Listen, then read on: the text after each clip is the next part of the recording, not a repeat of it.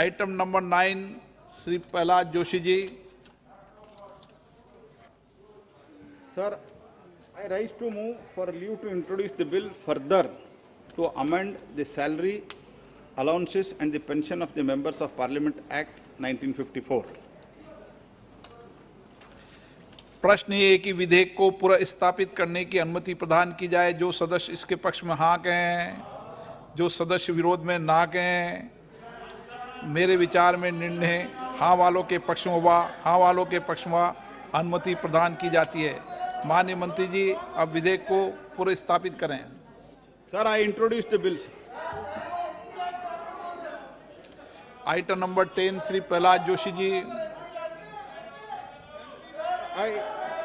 I rise to lay on the table an explanatory statement, Hindi and English version, showing the reasons for immediate legislation by promulgation of salary, allowances and pension of the Members of Parliament Amendment Ordinance 2020. Item number 11 Shri Rao Sahib Danve.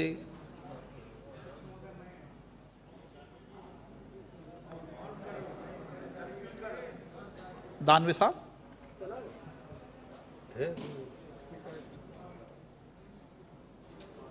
आप बोलना शुरू करो, हम चालू कर दें। संशोधन विधेयक 2020 को पुनर्स्थापित करने की अनुमति का प्रस्ताव करता हूं। आइटम नंबर 12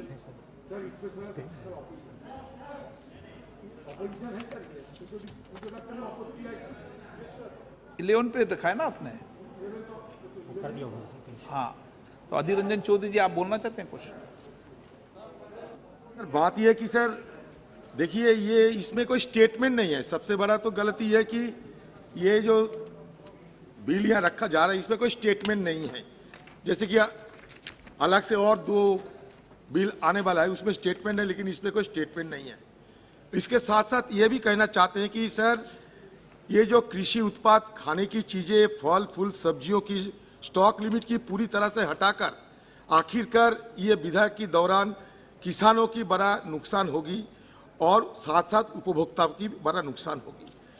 सर, ये सिर्फ जमाखोरी और कालाबाजारी के और कुछ मुट्ठी भर पूंजीपतियों की इसमें फायदा होगा। ये सर 2015 साल में मैं इनको याद दिलाते हैं कि दाल की खरीद फरोख्त में इस तरीके की घोटाला हुआ था। 2015 साल में सर 2.5 लाख करोड़ की दाल घोटाला, ये जीती जागता सबूत है, जहां 45 रुपया किलो दाल आयात कर 200 रुपया किलो तक बेचा गया था। माननीय सर, सदस्य, जब बिल पे डिटेल चर्चा हो, जब आप बोलना। सर एक मिनट सर, ये इसमें जो लेजिस्लेटिव कॉम्पिटेंस की बात है सर, देखिए ये हमारा कोऑपरेटिव फेडरलिज्म पर एक प्रहार है सर, क्योंकि there could also be some states where the meanness of hoarding is so rampant that the state government may wish to regulate and place stocks limit.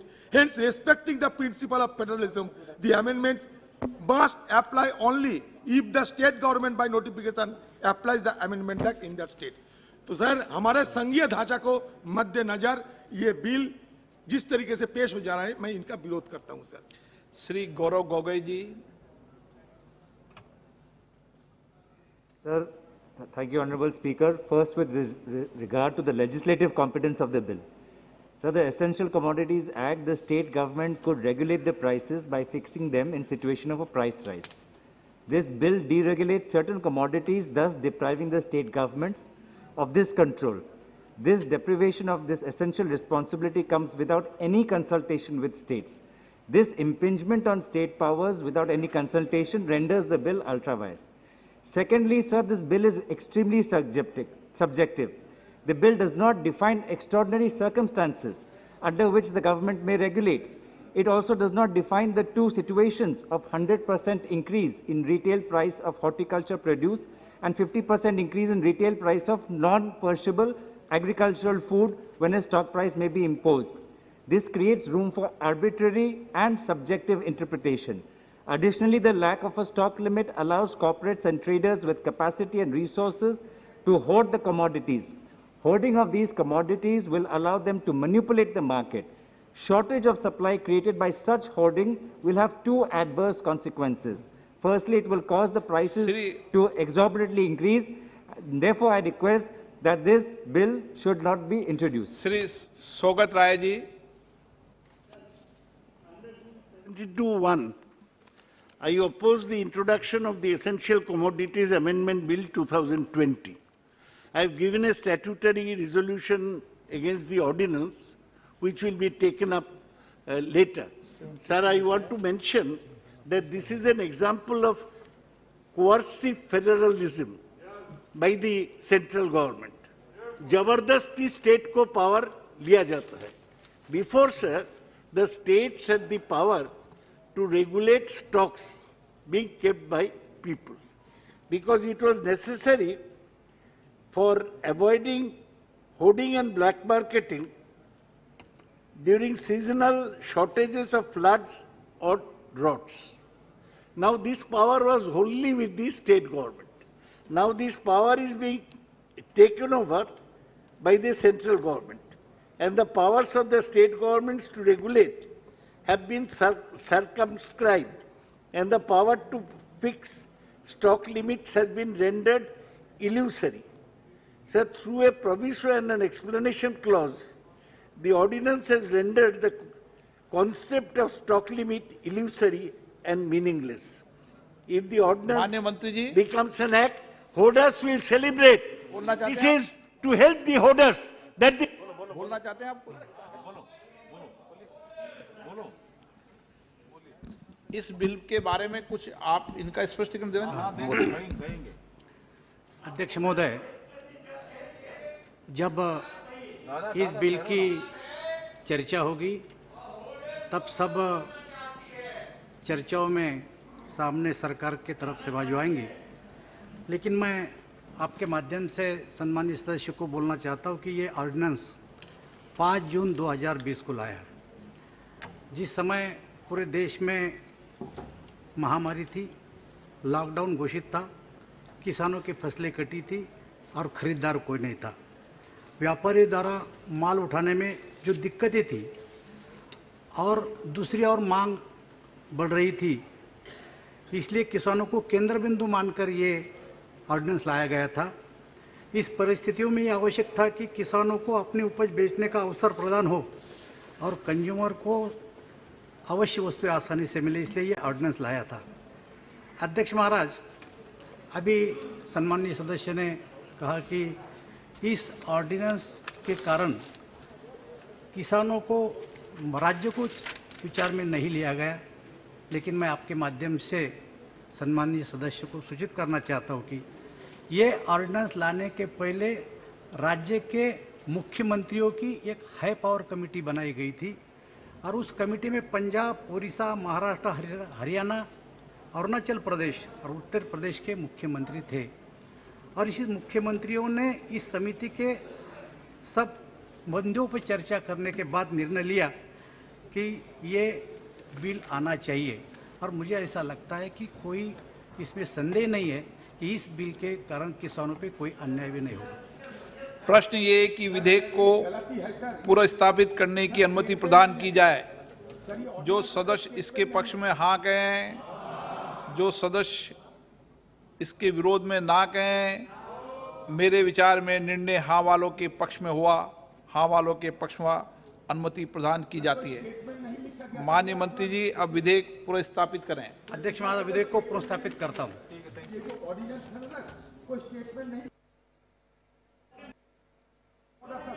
वह मैं देखूंगा, वो विषय मेरे ध्यान में आ गया।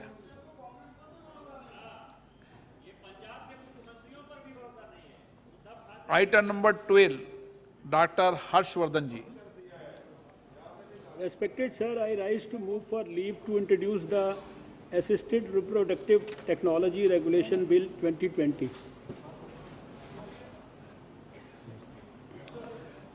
Doctor Shashi Tharoor ji. Thank you very much, Honourable Speaker. I do wish to oppose the introduction of the Assisted Reproductive Technology Regulation Bill on 6 grounds, sir. Very briefly, number one, the bill violates the right to equality provided under Article 14 of the Constitution, as it discriminates against unmarried couples and those belonging to the LGBT community by limiting access to assisted reproductive technology only to married heterosexual couples. Number 2, stipulates an arbitrary restriction by only allowing ever married women who are mother to at least one child to be oocyte donors. Number 3, doesn't create adequate safeguards for the donor, remains silent on the health risks associated with participation in this process, and does not provide for any compensation in the case of mishap.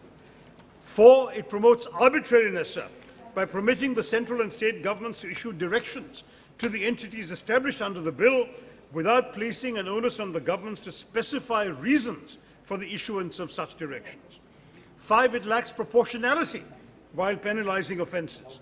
For instance, the same punishment of a minimum of 8 years of imprisonment has been prescribed for serious offences as well as for any contravention of the bill's provisions or the rules made thereunder. And finally, Sir, 6, the bill will give rise to inconsistencies on practices governing the subject because there is no synchronization in this bill between the provisions of this bill and that of the Surrogacy Regulation Bill 2019. For these reasons, I wish to oppose the motion of introduction for this bill. It is not ready for submission. I would urge the Minister to undertake a detailed discussion with experts, incorporate recommendations, look at the surrogacy bill that he himself passed here, and bring the new bill back to the House with necessary amendments. Thank you, Mr. Speaker. माननीय मंत्री जी कुछ Dear Shashi Tharoor ji is talking about the merits of the bill. You see, when we were discussing the surrogacy bill, many members used to say that why don't you bring the assisted reproductive technology bill prior to that? So this was the general observation. Now when the bill has been brought, sir, he should, if he had mentioned about the legislative competence, I think we are very much within the legislative competence to introduce this bill, and when the discussion will take place about this bill, I will answer all the queries which have been posed by Mr. Shashi Tharoor. प्रश्न ये कि विधेयक को पुनर्स्थापित करने की अनुमति प्रदान की जाए। जो सदस्य इसके पक्ष में हाँ कहें, जो सदस्य विरोध में ना कहें। मेरे विचार में निर्णय हाँ वालों के पक्ष में हुआ, हाँ वालों के पक्ष में अनुमति प्रदान की जाती है। माननीय मंत्री जी, अब विधेयक को पुनर्स्थापित करें। Sir, I introduce the bill. Item number 13, Shrimati Nirmala Sitharaman. Sir, I wish to move for leave to introduce a bill to ensure financial stability and provide and promote competitiveness in the financial markets by providing enforceability of bilateral netting of qualified financial contracts and for matters connected therewith or incidental thereto. प्रश्न है कि विधेयक को पुनर्स्थापित करने की अनुमति प्रदान की जाए। जो सदस्य इसके पक्ष में हाँ कहें, जो सदस्य के विरोध में ना कहें। मेरे विचार में निर्णय हाँ वालों के पक्ष में हुआ, हाँ वालों के पक्ष में अनुमति प्रदान की जाती है। माननीय मंत्री जी, अब विधेयक पुनर्स्थापित करें। Sir, I introduce the bill. 10 बजे पहले नोटिस देते माननीय। Item number 14, Shri Narendra Singh ji Tomar. माननीय अध्यक्ष महोदय, मैं प्रस्ताव करता हूं कि कृषक उपज व्यापार और वाणिज्य संवर्धन और सरलीकरण विधेयक 2020 को पुनर्स्थापित करने की अनुमति दी जाए। श्री अधीर रंजन चौधरी जी। I do vehemently oppose the introduction of this legislative document. The reasons are loud and clear. The Farmers Produce Trade and Commerce Promotion and Facilitation Bill 2020 seeks to replace the Farmers Produce Trade and Commerce Promotion and Facilitation Ordinance 2020. The ordinance was promulgated on 5th June 2020. My main objection is that Parliament lacks legislative competence to legislate on this subject because agriculture is a subject on the state list entry 14. Moreover, markets and fairs is also in the state list entry 28 of the list 2. The constitutional provisions are very clear. Article 246 clause 3 clearly states that the legislature of the state has exclusive powers to make laws to any of the matters enumerated in the state list. The bill is regulating the sale and purchase of agricultural goods, and according to the Constitution of India, such a law can only be brought by the state government as interstate trade is covered under entry 26 of the state list. Moreover, through this bill, the central government is nullifying the APMC law enacted by the various state governments. The central government is not competent to make such a law, so the government has introduced certain provision of interstate trade to make the bill look legal. This is a clear case of legislative overreach. The government may give example of APADA Act. APADA Act is for agricultural export, which is entirely a different issue. I oppose the bill because the bill is directly violating the provisions of Article 246 and the 7th schedule of the Constitution. The bill is a direct attack on the federal structure of the Constitution. ये Santa Kumar ji का जो report था sir, वो report को लागू करने के लिए और किसानों को बर्बाद करने के लिए ये बिल लाया जा रहा है सर। इसको रुकिए।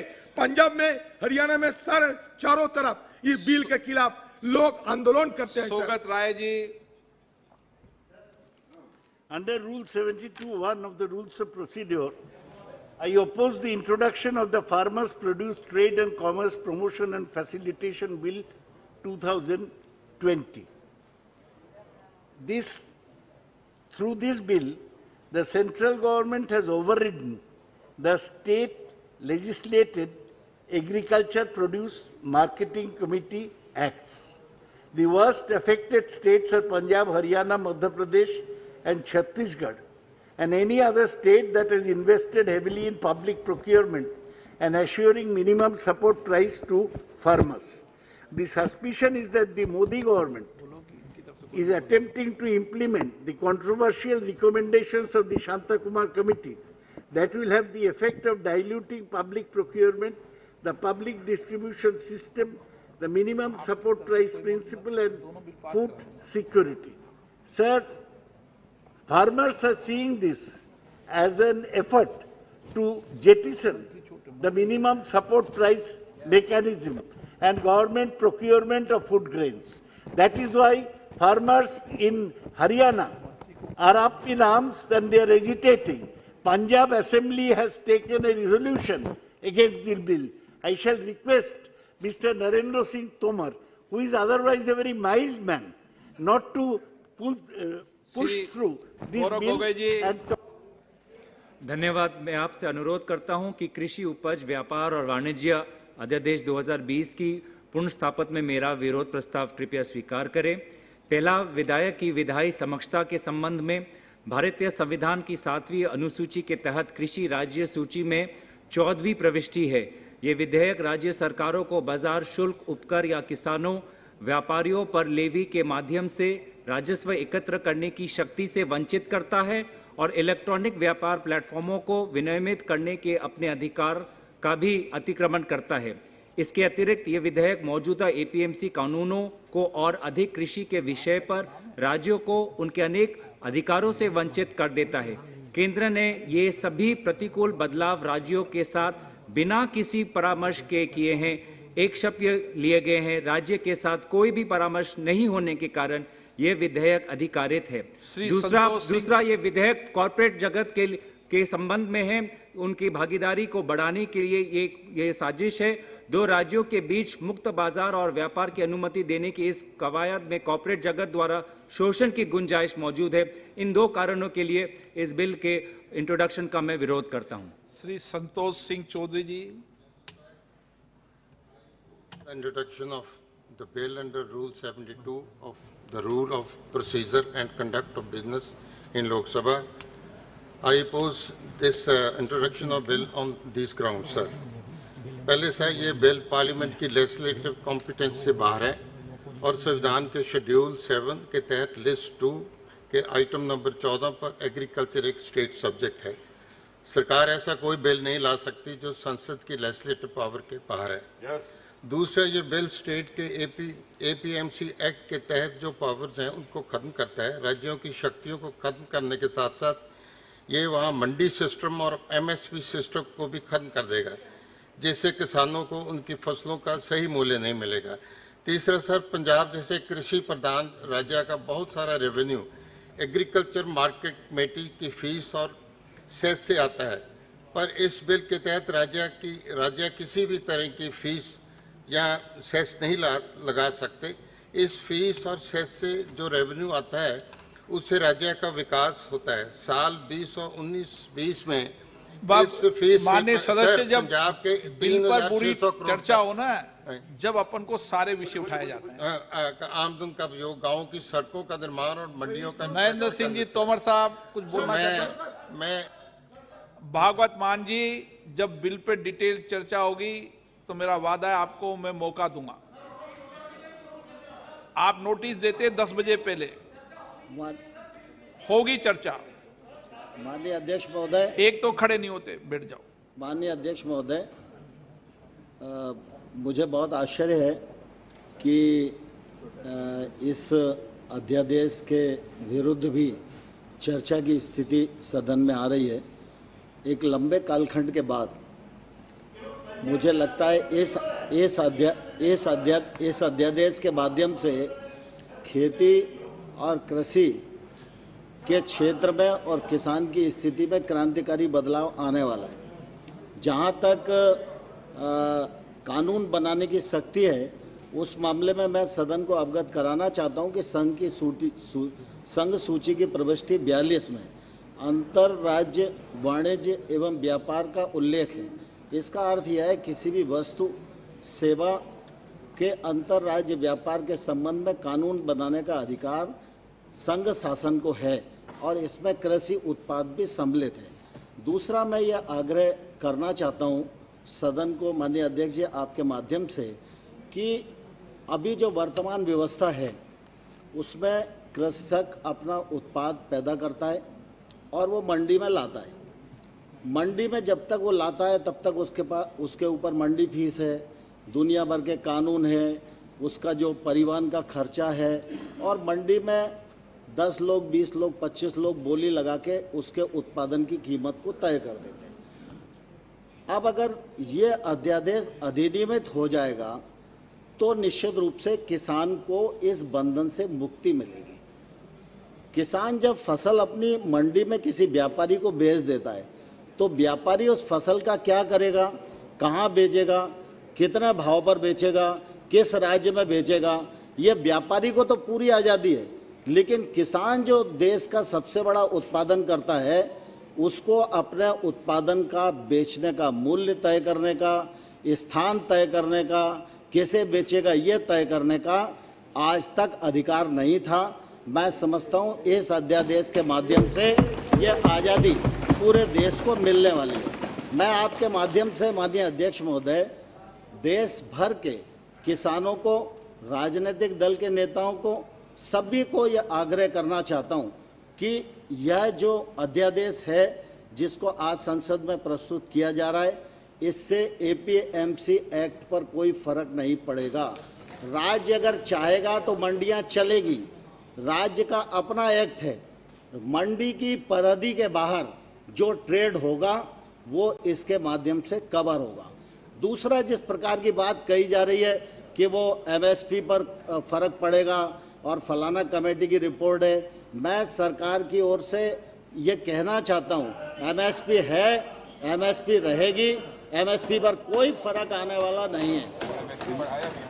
और हम प्रधानमंत्री नरेंद्र मोदी जी के आने के बाद वर्षों से स्वामीनाथन साहब की कमेटी की अनुशंसाएं पड़ी हुई थी।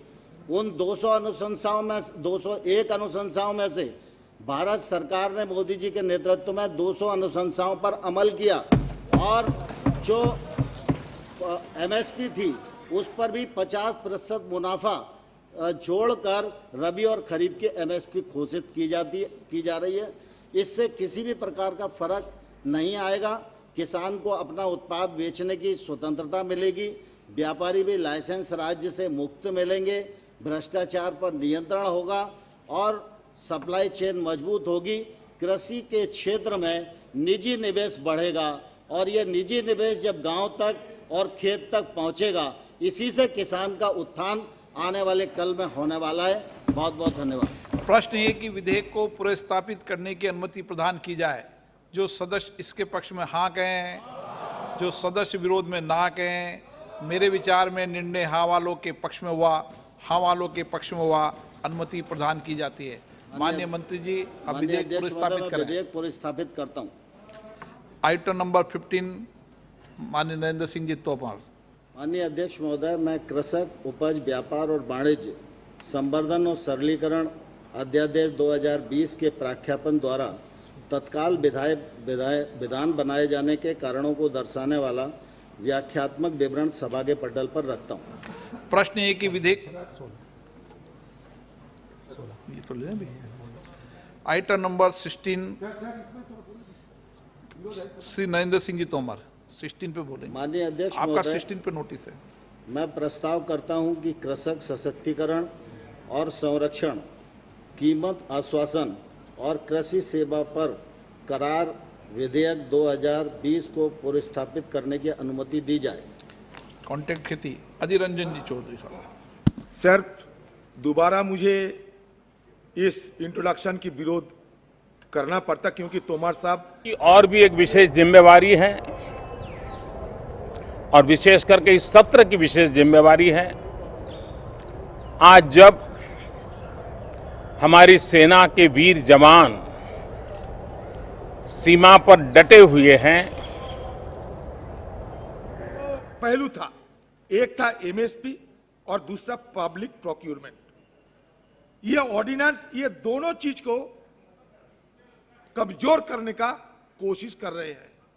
सर, मैं बता रहा हूं कि priority should be to ensure that the farmer और farmers have adequate bargaining power and they get a price higher than MSP.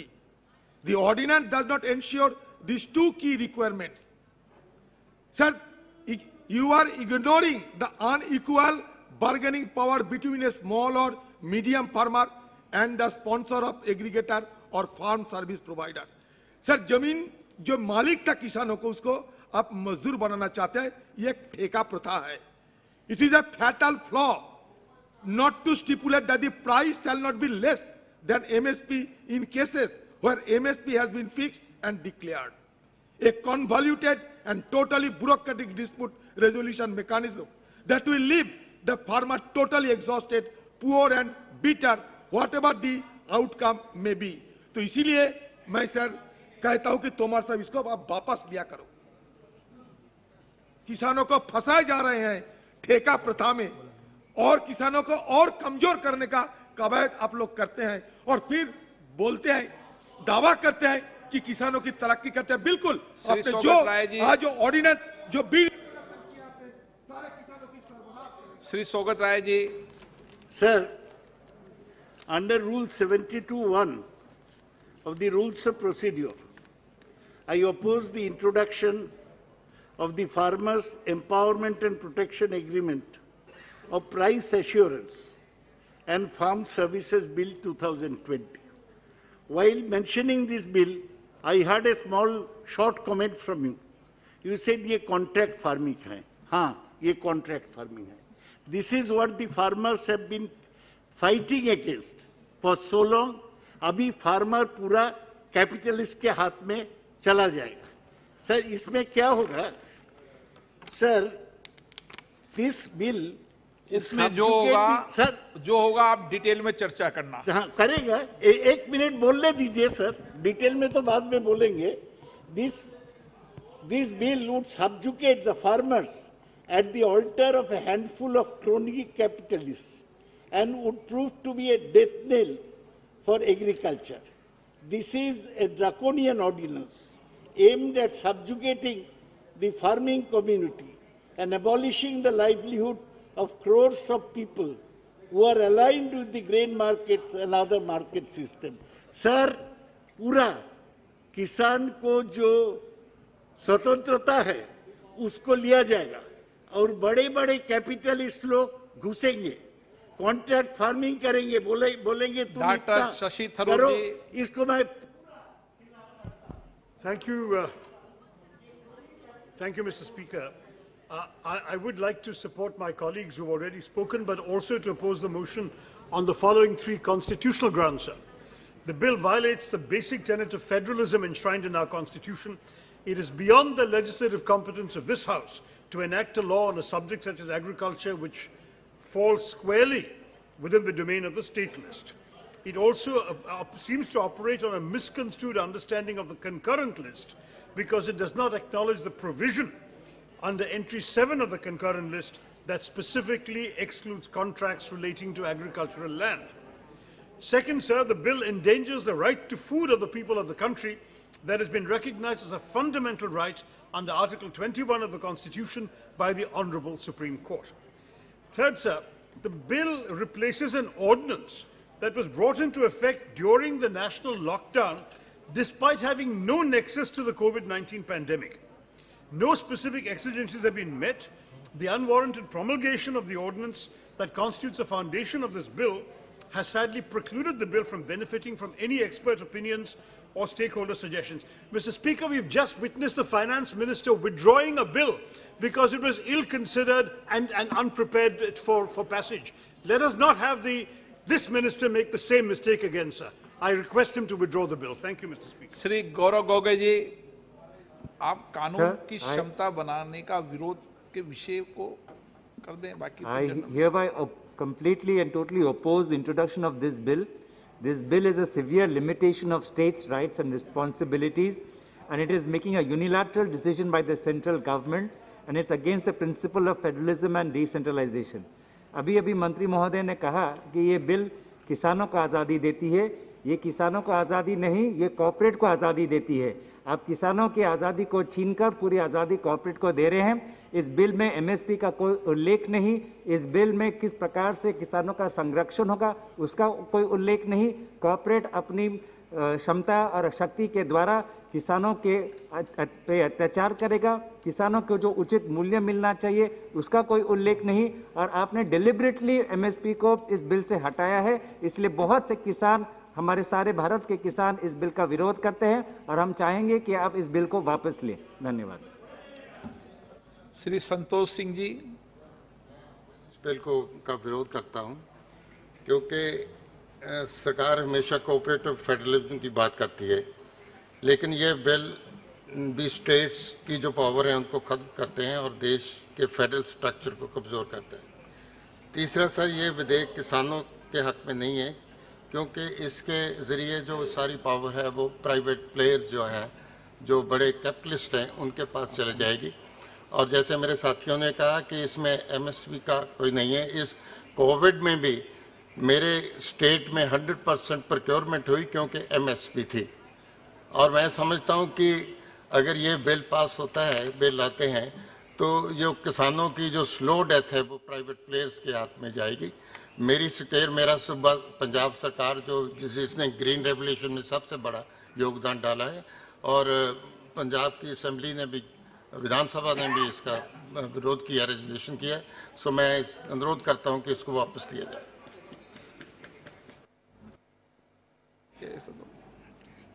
माननीय अध्यक्ष महोदय, अगर किसी बिल का राजनीतिक विरोध हो तो मुझे आपत्ति नहीं है, लेकिन वैसे मैं इस मत का हूं कि किसी भी कानून के बारे में अगर मत व्यक्त करना है तो उसकी गहराई तक जाना चाहिए.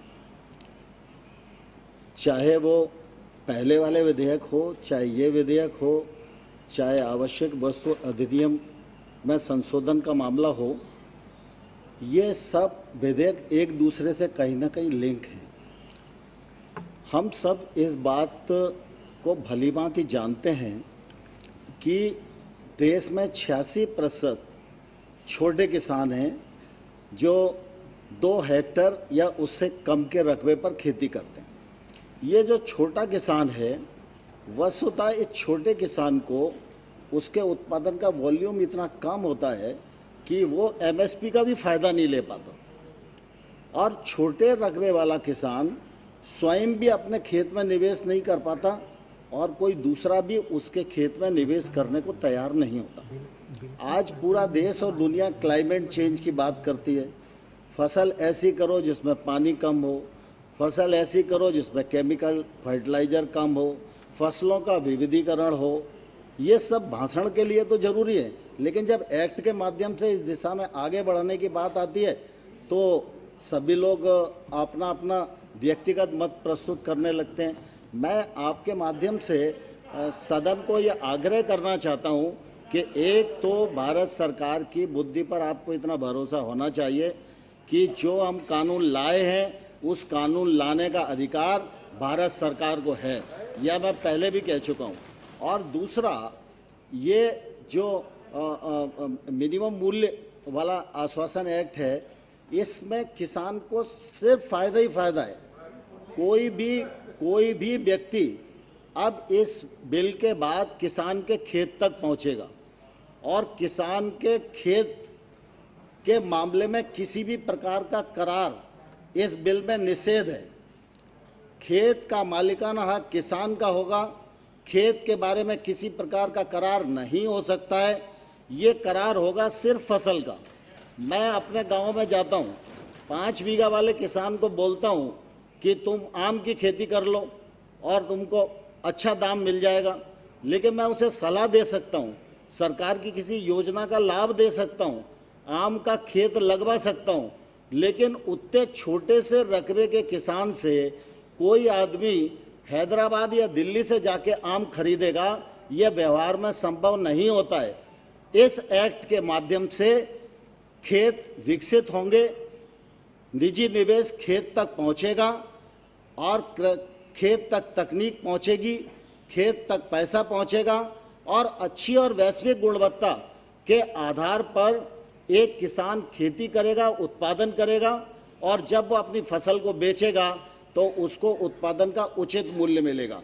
दूसरा, जो व्यक्ति करार करता है वो किसान से एग्रीमेंट के समय मिनिमम मूल्य का करार देगा। परिस्थिति कैसी भी हो, ओला हो, पाला हो, प्राकृतिक विपदा हो, मिनिमम मूल्य किसान को मिलेगा ही। और अगर फसल आने पर अगर फसल का भाव मिनिमम मूल्य से ज़्यादा है, अगर फसल आने पर तो करार में ही ये उल्लेख होगा कि अगर इतना प्रतिशत मूल्य फसल आने पर बढ़ेगा तो उसका इतना प्रतिशत किसान को मिलेगा। इसलिए मैं आप सबको अध्यक्ष महोदय के माध्यम से आग्रह करना चाहता हूं, कृषि का जीवन बदलने वाले ये एक्ट हैं, आप सबका आशीर्वाद इनको मिले। धन्यवाद। प्रश्न ये कि विधेयक को पुनर्स्थापित करने की अनुमति प्रदान की जाए। जो सदस्य इसके पक्ष में हाँ कहें, जो सदस्य विरोध में ना कहें। मेरे विचार में निर्णय हाँ वालों के पक्ष में हुआ, हाँ वालों के पक्ष में अनुमति प्रदान की जाती है। माननीय मंत्री जी, आप विधेयक पुनर्स्थापित करें। माननीय अध्यक्ष महोदय, मैं विधेयक पुनर्स्थापित करता हूं। Item number 17। मैं कृषक सशक्तिकरण और संरक्षण, कीमत आश्वासन और कृषि सेवा पर करार अध्यादेश 2020 के प्रख्यापन द्वारा तत्काल विधान बनाए जाने के कारणों को दर्शाने वाला व्याख्यात्मक विवरण सभा पटल पर रखता हूं। Item number 18, Shrimati Nirmala Sitharaman. Sir, I wish to move for leave to introduce a bill to amend the Factoring Regulation Act 2011. प्रश्न है कि विधेयक को पुनर्स्थापित करने की अनुमति प्रदान की जाए। जो सदस्य इसके पक्ष में हाँ कहें, जो सदस्य विरोध में ना कहें। मेरे विचार में निर्णय हाँ वालों के पक्ष में हुआ, हाँ वालों के पक्ष में हुआ, अनुमति प्रदान की जाती है। माननीय मंत्री जी, अब विधेयक पुनर्स्थापित करें।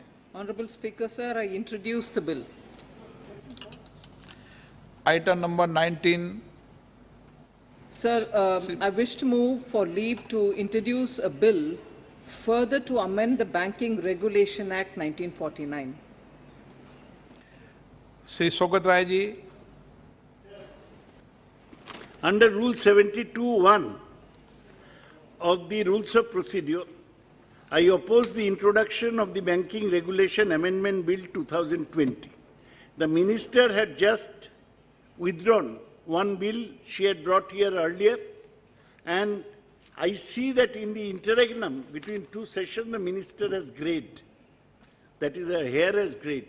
Maybe the horrible state of the economy has led to this grey. Sir, कोई खराब बात बोला? सर निकाल दिया नहीं है। कार्रवाई से निकाल दिया कार्रवाई से निकाल दिया Sir, have I used any unparliamentary word?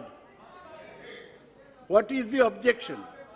Sir, through this ordinance, the Modi government has brought all district central cooperative banks and urban cooperative banks under the centre's control and designated the Reserve Bank of India as the regulator.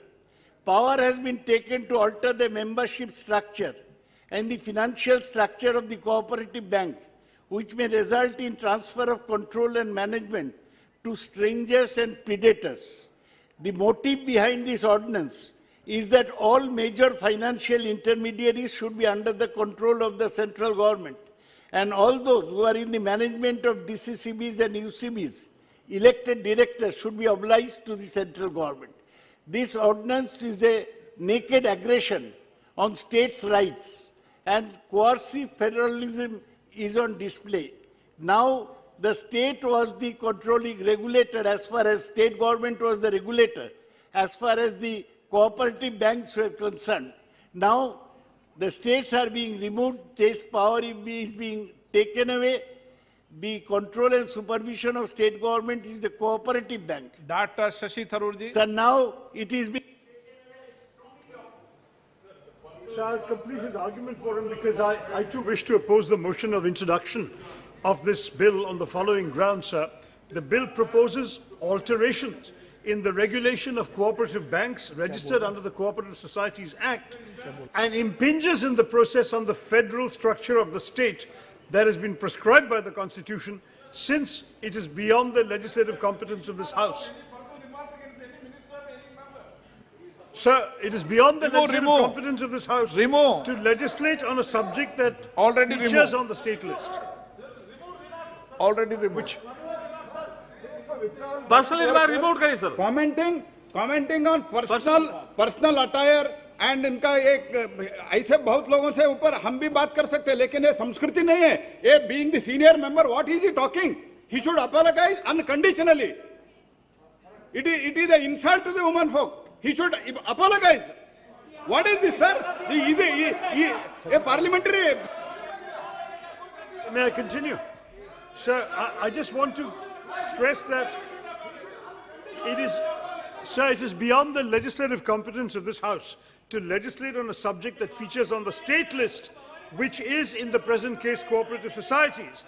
Since federalism forms part of the basic structure the doctrine propounded by the Supreme Court, encroachment on the idea of federalism amounts to a violation of the basic structure doctrine as well. Equally, sir, I am sorry that the ordinance that this bill seeks to replace has been legally challenged, and the matter is pending before the Honorable Madras High Court. Constitutional experts have argued that it's against propriety to legislate in sub judice matters, and you yourself, Honorable Speaker, have expressed the opinion that we should not even be discussing sub judice matters. Can we have one rule for us and one rule for the government, sir? And finally, sir, the selective ordinance-making powers provided under the Constitution have been abused by doing this without reference to a standing committee.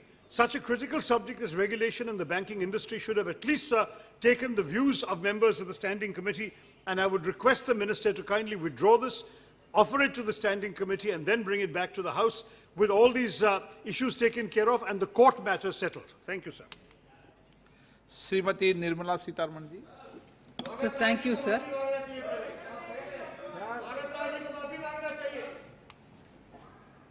Sir, cooperative banks in this country are regulated by the RBI since 1965. And this bill actually only seeks to extend the applicability so that some of the banking regulation laws are also going to be applicable to them. Why was this necessitated, sir? Because cooperatives, first of all, the state cooperative laws are not being proposed to be amended, not at all being touched. The state cooperative laws, if only Professor Saugata Roy can listen rather than get distracted by other factors, state cooperative laws are not being proposed at all in this amendment, if that is clear to him. So the other thing is, in this amendment, what we are trying to do is only to look at those cooperatives which are using the word bank and therefore are receiving deposits and dealing with deposits. And to that extent, the legislative competence of this House is absolutely well established under entry number 45 of the Union List. Regulation of banking also comes under the entry number 43 of the Union List. Further, as per clause 2 of this bill, it would apply only to those cooperative societies which use the words bank, banker, or banking. So this is not anything to do with all cooperative activities of a cooperative institution. It is only restricted to those activities which come under the name of bank, banker, banking that we are trying to regulate under the entry 45 of the Union List. So the competence is very well established. And we are very clearly saying we are not looking at the states. We are state cooperative laws. That will remain wherever it is. We are not touching them. So that is one thing, sir. The second is, there is a legal challenge in some court, so this House cannot deal with it. Let's first of all understand that there is no interlocutory relief which has been provided in the court, and therefore there are no other direction also given by the court in the matter against the operation of this ordinance. So that's the second point which Honorable Member Shashi Tharoor raises, that it is in the court and several times you have referred to matters being sub judice. Here there is nothing at all which is stopping us from going ahead with the ordinance. So then one other point which was made was devoid of potential benefits and lacking inputs from the standing committee. A number of cooperative banks have weak financials. Without taking much of your time, sir, I would just like to highlight the number of such institutions which are in a precarious condition. I know, and I repeat, haven't we had calls from all sections of this House saying as to why the PMC bank matter doesn't get sorted out at the earliest? Why can't we do something about it? Because depositors are really suffering. So what are we trying to do? And look at the number of institutions which are cooperative and in weak financial situation. 277 urban cooperative banks reporting loss. 105 urban cooperative banks unable to meet minimum regulatory capital requirements. 47 having negative net worth, and 328 urban cooperative banks having more than 15% gross NPA ratio as of 2019 March. So we need to have depositors protected. And this protection, this bill, aims at protecting the depositors about whom all of us individually are concerned, and we represent, saying, please sort out their matters at the earliest. This is what we've come here with for. A number of cooperative banks are weak. I've established that. And to protect depositors and public interest, early legislation is required. I seek your assistance, Honorable Speaker, sir. प्रश्न ये कि विधेयक को पुनर्स्थापित करने की अनुमति प्रदान की जाए। जो सदस्य इसके पक्ष में हाँ कहें, जो सदस्य विरोध में ना कहें। मेरे विचार में निर्णय हाँ वालों के पक्ष में हुआ, हाँ वालों के पक्ष में अनुमति प्रदान की जाती है। माननीय मंत्री जी, अब विधेयक पुनर्स्थापित करें। Honorable Speaker, sir, I introduce the bill. नियम 377 के अधीन सभा पटल पर रखे जाने वाले पत्र, जिन माननीय सदस्यों को आज नियम 377 के अधीन मामलों को उठाने की अनुमति प्रदान की गई है, वे अपने मामलों के अनुमोदित पाठ को सदन के पटल पर व्यक्तिगत रूप से रखने का कष्ट करें। आइटम नंबर 21 और 22 को माननीय सदस्यगणों सबको एक साथ लिया जा रहा है। माननीय मंत्री जी। Sir, on behalf of my colleague, Shri Shripad Nayak ji, I rise to move that the National Commission for Homeopathy Bill 2020, as passed by the Rajya Sabha, be taken into consideration. And sir, as directed by you just now, I would simultaneously request for the another bill also, that is on behalf of my colleague Shri Shripad Nayak ji. I rise to move that the National Commission for Indian System of Medicine Bill 2020 as passed by the Rajya Sabha be taken into consideration. Sir, बहुत ही संक्षेप में इन दोनों bills के बारे में मुझे इस सदन को केवल इतना कहना है कि इस सदन ने 50 साल पहले 1970 में Indian medicine central council act बनाया इंडियन सिस्टम्स ऑफ मेडिसिन को रेगुलेट करने के लिए, और फिर 1973 में इसी प्रकार से होम्योपैथी का सेंट्रल काउंसिल एक्ट बनाया।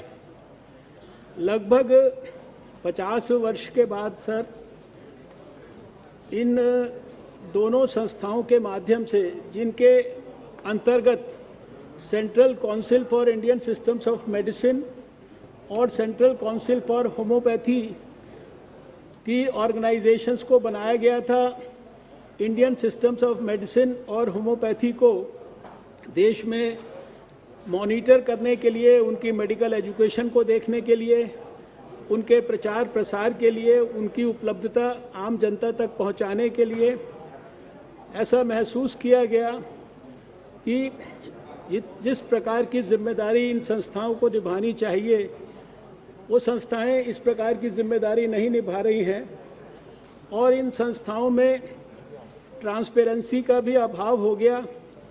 और जिस प्रकार से वर्षों के अंदर मेडिकल काउंसिल ऑफ इंडिया भ्रष्टाचार से ग्रसित हो गई, उसी प्रकार से ये संस्थाएं भी भ्रष्टाचार से प्रभावित हो गई। हम सब जानते हैं कि आयुर्वेद जो है वो, और जो हमारे इंडियन सिस्टम्स हैं, ट्रेडिशनल सिस्टम्स जिनको हम कहते हैं, इंडिजिनस सिस्टम्स कहते हैं, ये हमारे भारत के प्राचीनतम स्वास्थ्य के क्षेत्र से जुड़े हुए सिस्टम्स हैं। आयुर्वेदिक रेमेडीज़ के बारे में वेदों में चर्चा है, और विशेषकर जो अथर्ववेद है उसमें तो बहुत विस्तार से इतनी चर्चा है कि कभी कभी आयुर्वेद को अथर्ववेद का ऑफशूट ही माना जाता है। 2014 में जब हमारी देश में सरकार बनी नरेंद्र मोदी जी के नेतृत्व में, तो उन्होंने इंडियन सिस्टम्स ऑफ मेडिसिन का 9 नवंबर 2014 को एक नया डिपार्टमेंट आयुष मंत्रालय स्थापित किया। पहली बार देश में नेशनल आयुष मिशन स्थापित किया गया, और फिर इन संस्थाओं में भ्रष्टाचार को ख़त्म करने के लिए और ट्रांसपेरेंसी को लागू करने के लिए जिस प्रकार से मेडिकल काउंसिल ऑफ इंडिया को रिप्लेस करके नेशनल मेडिकल कमीशन, जिसके बारे में इस सदन में बहुत चर्चा हुई है, और उस बिल को आज देश में कानून के रूप में हम परिवर्तित कर चुके हैं। 2016 में प्रधानमंत्री जी के आदेश पर इस समय बहुत नहीं, आप तो समाप्त करो सर। 2 मिनट में सर, बैकग्राउंड तो बताना पड़ेगा नहीं, बैकग्राउंड सब आपका बैकग्राउंड समझ गए। 2016 में 1 बजने वाली है। 2016 में नीति आयोग को कहा गया, और नीति आयोग ने ये सुझाव दिया कि जिस प्रकार से नेशनल मेडिकल कमीशन बनाया जा रहा है, उसी प्रकार से होम्योपैथी और इंडियन सिस्टम्स ऑफ मेडिसिन के लिए भी किया जाए। ये जो आज 2 बिल यहाँ चर्चा के लिए लाए गए, इनके संदर्भ में मुझे इतना कहना है कि ये बहुत विस्तार से डिस्कशंस के बाद, इनको बनाने के बाद राज्यसभा में लाया गया था। वहाँ इनको डिपार्टमेंट रिलेटेड स्टैंडिंग कमेटी को भेजा गया। उनकी रिकमेंडेशंस में से भी 14 रिकमेंडेशंस को मानने के बाद इसको वापस कैबिनेट में लाया गया। कैबिनेट में लाने के बाद वहाँ से प्रस्तावित होकर ये दोबारा राज्यसभा में गया, और राज्यसभा में विस्तार से चर्चा के बाद इन दोनों बिलों को यूनानिमसली पास करने के बाद आज ये दोनों बिल लोकसभा के सामने आए हैं। इन दोनों कमीशंस के बनने के बाद जिस प्रकार से नेशनल मेडिकल कमीशन का एक हिस्टोरिक रिफॉर्म भारत के अंदर आज़ादी के 70 साल के बाद इंट्रोड्यूस हुआ, उसी प्रकार से इंडियन सिस्टम्स ऑफ मेडिसिन और होम्योपैथी को भी इन कमीशंस के बनने के बाद एक बहुत अधिक प्रगति के पथ पर, ट्रांसपेरेंसी के पथ पर, और करप्शन फ्री एजुकेशन और मेडिकल एजुकेशन के बड़े रिफॉर्म्स की दिशा में हम आगे बढ़ाने में सफल होंगे। इसके साथ साथ ये भी मैं सूचित करना चाहता हूं कि सरकार आने वाले समय के अंदर योगा के बारे में भी इसी प्रकार का जो है एक कमीशन जो है बनाकर वो भी उसके बारे में भी विचार कर रही है। मैं चाहता हूं कि सदन इसके बारे में जो भी चर्चा करना चाहता है वो करे और इसको यूनानिमसली पास करे, क्योंकि ये एक बहुत बड़ा हमारी भारतीय चिकित्सा पद्धतियों के संदर्भ में बहुत बड़ा मेजर मेडिकल रिफॉर्म है। Doctor Shashi Tharoor ji. Thank you very much, Honourable Speaker. I have some concerns, particularly about the National Commission for Indian Systems of Medicine Bill. India, we know, is a land of ancient and diverse medicine systems, and while promoting the idea of a healthy lifestyle, where equal importance is given to physical and mental being, the Indian system of medicine actually manages to focus on the overall wellness of the person, unlike the Western system, which essentially treats specific symptoms to tackle diseases. And also, as we've heard from the Minister, we have amalgamated the profound influences of medical geniuses from other civilizations, such as from Germany, which developed homeopathy, or those from Greece, whose thought-provoking techniques added immense value to the field of Unani medicine.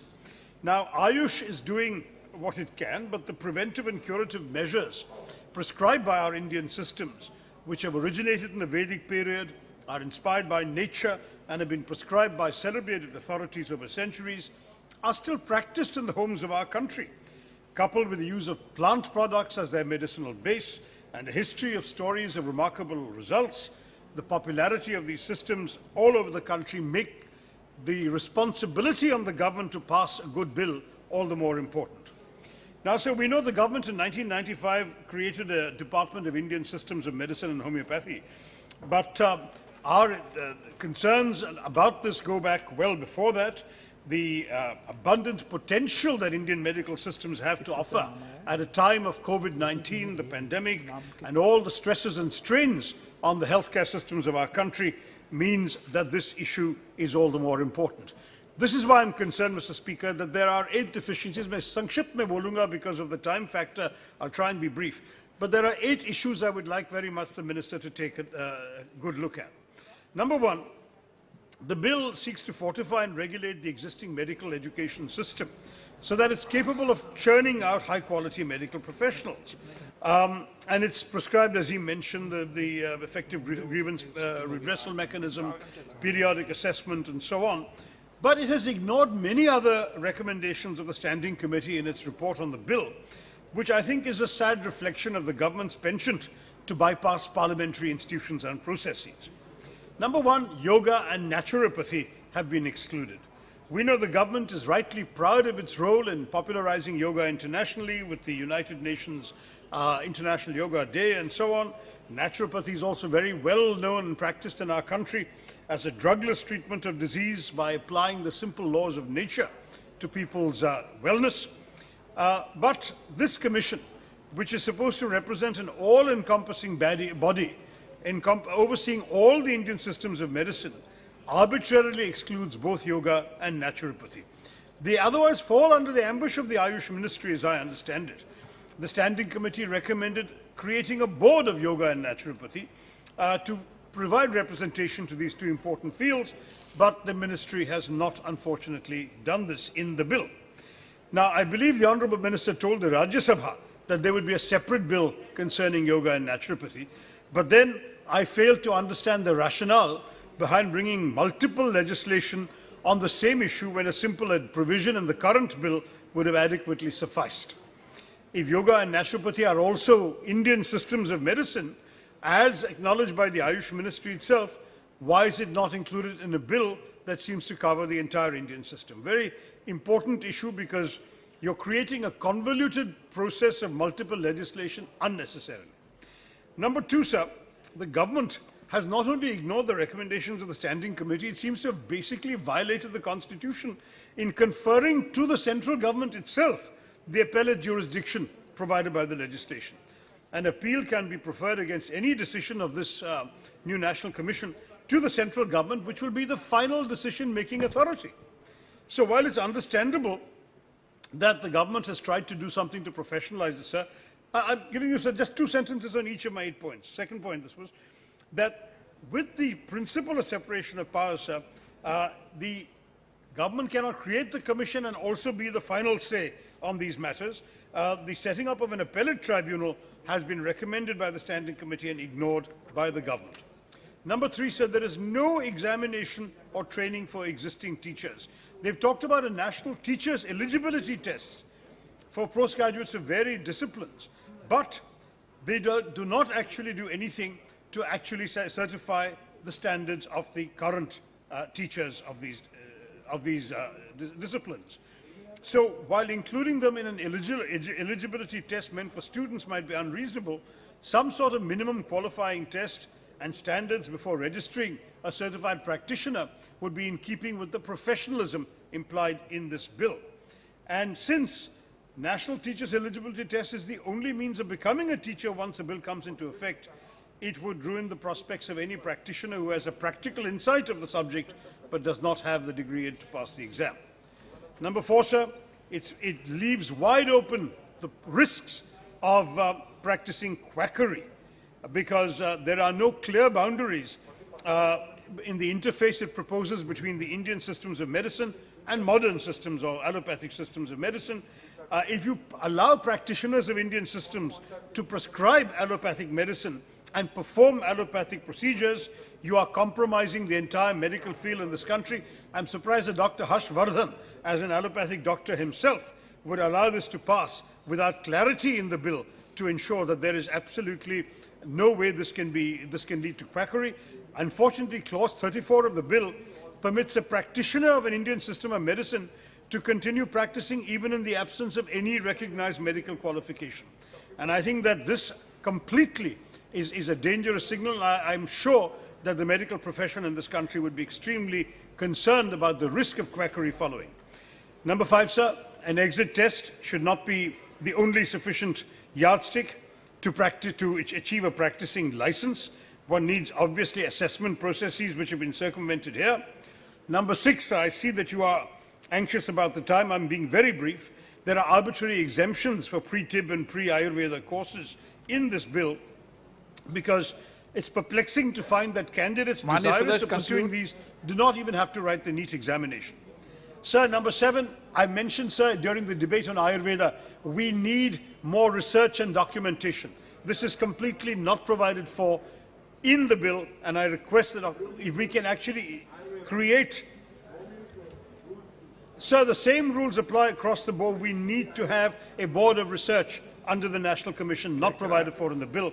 And finally, sir, there is a failure here to develop systems worthy of international recognition because we have a big challenge in getting Indian systems recognized, sir. I understand you can say 2 minutes, not even 2 minutes, half a minute, to be understood and recognized globally. By insisting on certain standards and levels, this omission vitiates the core purpose of the bill. And therefore, sir, by excluding 2 vital Indian systems, yoga and naturopathy, by proposing ineffective entry and exit tests, by most significantly failing to acknowledge the importance of research, I really believe the government fails in its objective to promote the Indian systems of medicine through this bill, and therefore it really should take these suggestions into account, broaden the scope of consultation, look again at the Standing Committee report, and give us an opportunity to transform the sector and make it truly world-class for the 21st century. Thank you very much, Mr. Speaker. Doctor Pratibha ji, आप 1 minute में अपनी बात कह दें।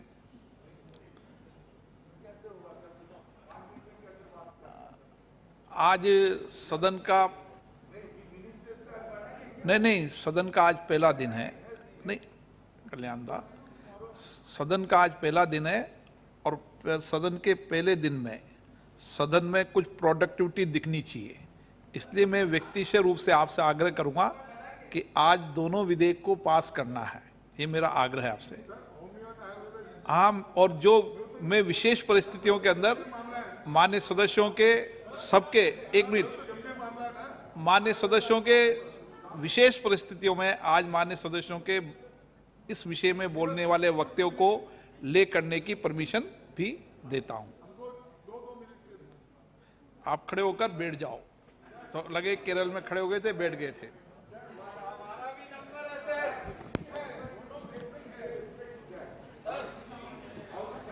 आपसे request कर रहा हूं, आप कल्याण जी हमेशा बात मानते हैं, 1 मिनट खड़े हो जाए। Sir, first I would like to speak on the National Commission for Homeopathy Bill 2020. Sir, now coming to section 9, 6 states that